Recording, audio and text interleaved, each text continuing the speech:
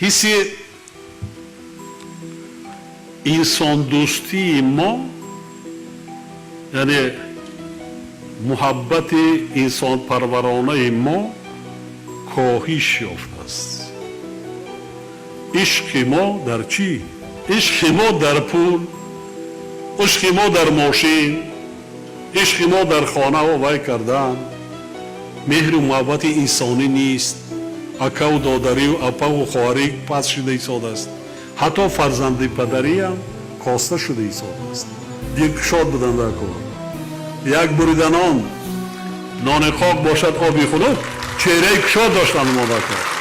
مردمی تاجیک، خلق تاجیک از ازل مهمان نواز است، مهمان دوست است.